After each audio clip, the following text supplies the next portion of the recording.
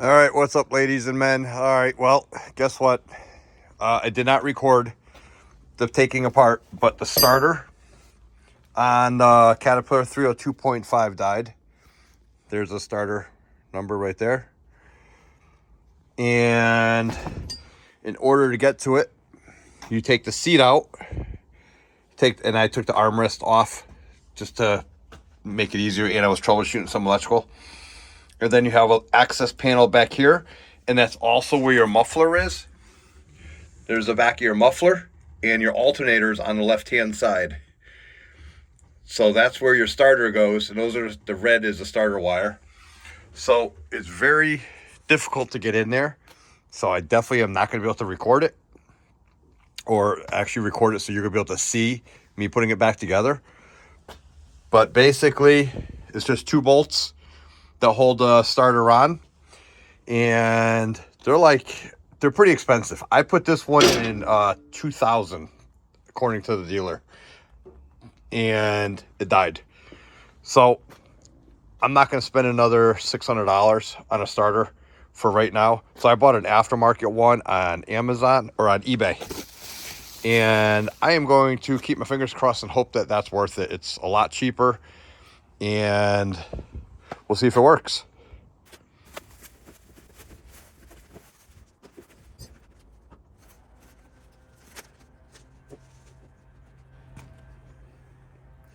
New one and old one. They look very, very similar. So let's hope it works. But I brought it down and had it tested, and it was no good. So I'm actually probably going to take it apart and rebuild it if I can. We'll see. Just so that way I have one on the shelf. But fingers crossed that this one works.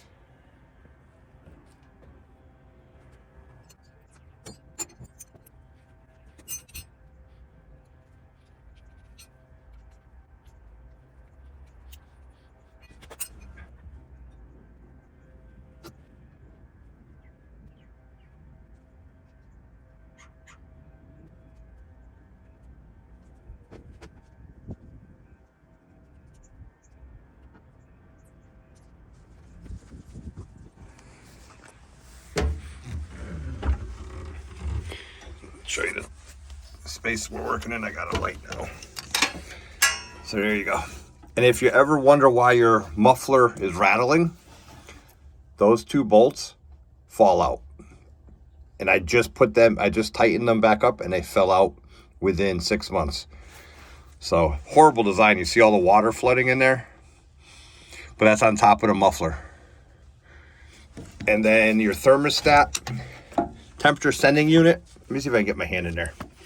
All right, I'm talking about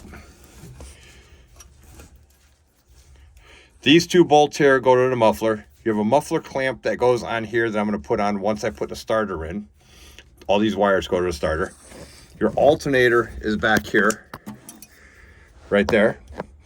And this is your temperature sending unit right there. So if your thermostat doesn't work or your coolant temperature gauge does not work on your display, this is where it is right there.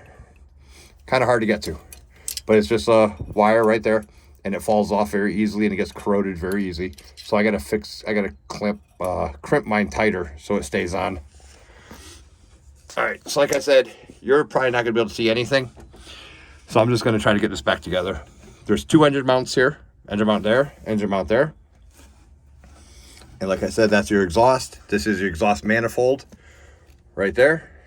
And obviously I have a valve cover leak that I have to fix. All right, well, let me get the starter in.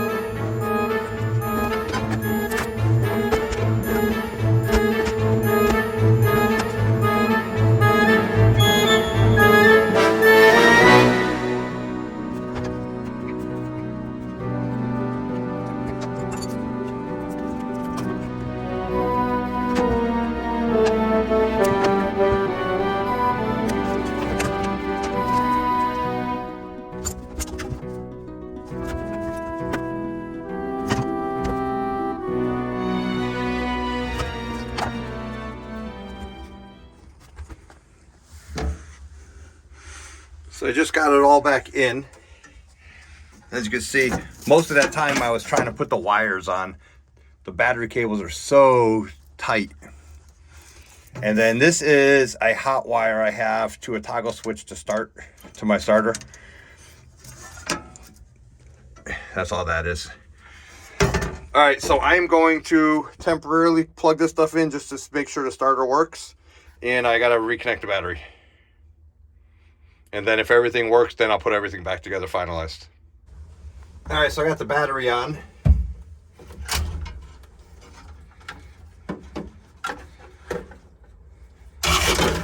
Oh, starter works.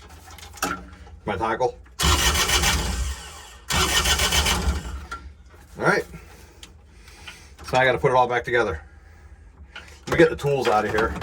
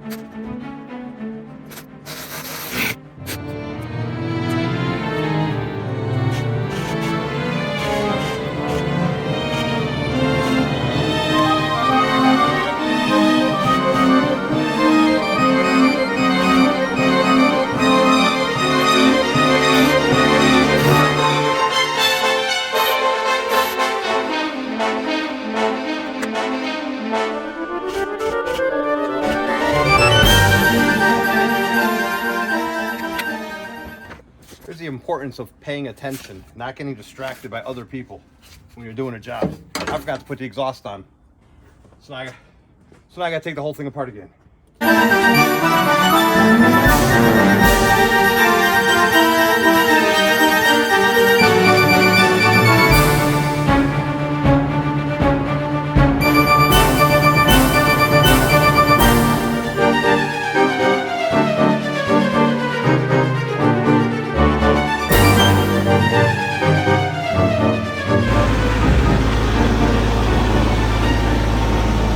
All right, well, it's back together.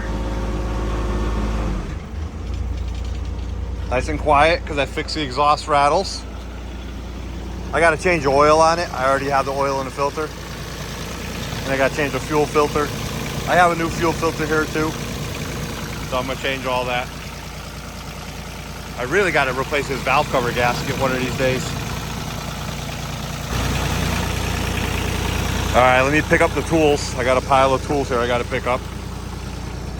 And then I have a hydraulic leak, a small one right here that's coming from the floor pan. So I got to open that up again and see where that's coming from. But not today.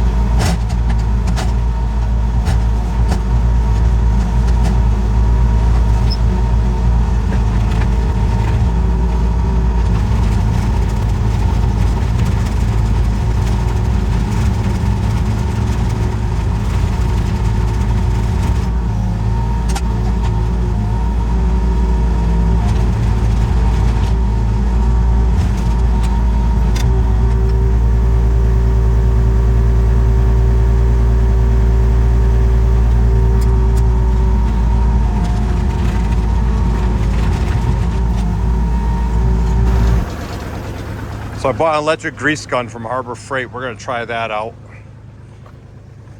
Maybe I'll grease it more if I make it easier. All right, let's go. Then we go get the grease gun.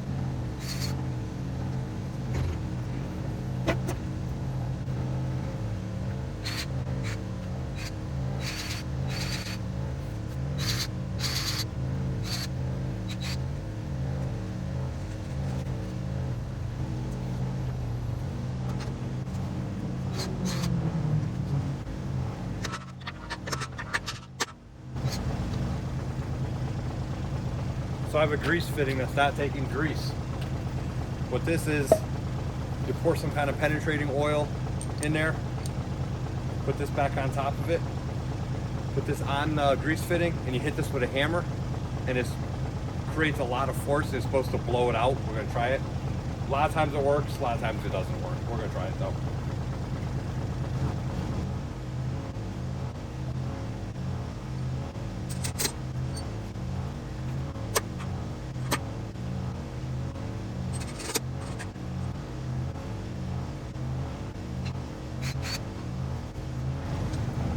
It didn't work. I gotta take that off. I'm not gonna do it today though.